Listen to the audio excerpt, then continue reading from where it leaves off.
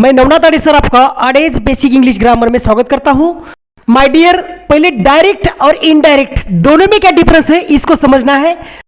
Direct speech को हमें परिभाषा के पहले एग्जाम्पल के माध्यम से समझना है। एग्जाम्पल दिया है, he said I am happy.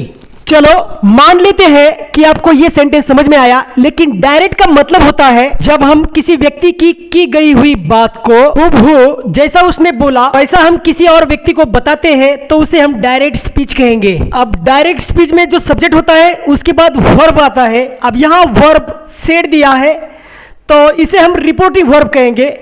यहां दो इन्वर्टेड कोमास है और कोमा है तो उसे हम कोटेशन मार्क कहेंगे। माय डियर स्टूडेंट्स, डायरेक्ट से इनडायरेक्ट में चेंज करना बहुत सिंपल है। यहां फर्स्ट एग्जांपल दिया है, he said I am happy. उसने कहा मैं खुश हूं, लास्ट में फुल स्टॉप है तो ये असर्टिव सेंटेंस है। तो अब डायरेक्ट से इनडायरेक्ट में चेंज करना है। जब किसी की गई बात हम अपने शब्दों में बताते हैं तो उसे हम इनडायरेक्ट स्पीच कहेंगे। इनडायरेक्ट में चेंज करते हैं तो फर्स्ट में सब्जेक्ट आएगा ही। अब ही सिंगल सब्जेक्ट है तो आगे सेड रिपोर्टिंग वर्ब, उसमें हमें कोई चेंज नहीं करना है, सेड का सेड रहेगा, ही सेड। माय डियर, आपको दोनों इन्वर्टेड कोमाज और कोमा को हटा देना है, जिसे हम कोटेशन मार्क कहते हैं, उसको हटा देना है और उसकी जगह हमें दैट कंजक्शन लेना है, दैट कंजक्शन। अब दोबारा इस सेंटेंस को समझ लेते हैं, he said I am happy. अब यहां जो आई है वो खुद ही है तो हमें आई नहीं लेना है तो हमें ही प्रोनाउन लेना है। प्रोनाउन आएगा ही। अब एम है आगे, एम प्रेजेंट में है लेकिन सेड पास्ट में है तो एम का वॉज हो जाएगा, ही के लिए वॉज आएगा। अब सेंटेंस के लास्ट में जो वर्ड बचा है हैप्पी, वो लास्ट में आएगा। अंत में हमें फुल स्टॉप देना है।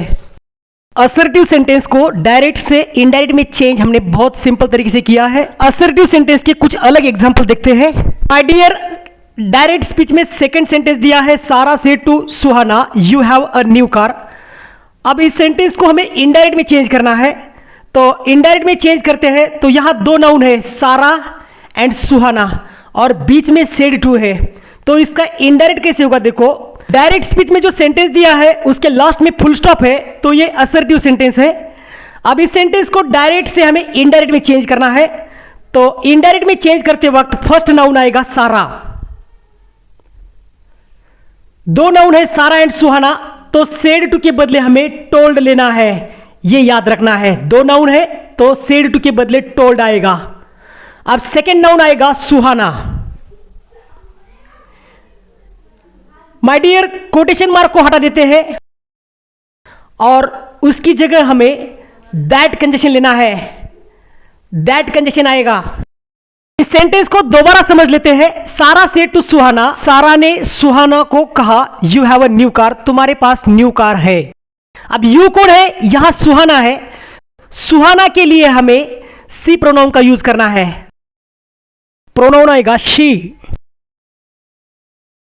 अब यहां यू के आगे हैव है, हैव प्रेजेंट में है लेकिन सेड टू पास्ट में है तो हैव का चेंज होगा हैड। आगे अ न्यू कार, उसमें हमें कोई चेंज नहीं करना है, अ न्यू कार। लास्ट में फुल स्टॉप दे दो। असर्टिव सेंटेंस में दो नाउन के बीच में जो सेड टू है उसके बदले हमने इनडायरेक्ट में टोल्ड लिया है, यह याद रखना जरूरी है। असर्टिव सेंटेंस का थर्ड एग्जांपल दिया है, राम से to Ravi I shall play cricket. Indirect में चेंज करना है तो यहां दो नाउन है राम एंड रवि। इनडायरेक्ट में चेंज करते वक्त फर्स्ट में आएगा राम। दो नाउन है राम एंड रवि तो सेड टू के बदले हमें टोल्ड लेना है। अब सेकेंड नाउन आएगा रवि। कोटेशन मार्क को हटा देते हैं और उसकी जगह हमें दैट कंजक्शन लेना है। अब देखिएगा, राम से टू रवि, राम ने रवि को कहा आई शैल प्ले क्रिकेट। अब यहां आई जो है वो खुद राम है तो राम के लिए हमें ही प्रोनाउन लेना है, प्रोनाउन आएगा ही। अब शैल फ्यूचर टेंस बता रहा है तो शैल का चेंज हमें शुड नहीं होगा तो ही के हिसाब से शैल का चेंज होगा विल और विल का इनडायरेक्ट होगा वुड। अब आगे प्ले क्रिकेट, इसमें हमें कोई चेंज नहीं करना है। एक बात याद रखिएगा, हमने विल का वुड किया है तो वर्ब प्ले का सेकेंड फॉर्म नहीं होगा, ये याद रखना है। आई होप ये असर्टिव सेंटेंस का डायरेक्ट एंड इनडायरेक्ट स्पीच आपकी समझ में आया। तो please do like, share and subscribe my channel.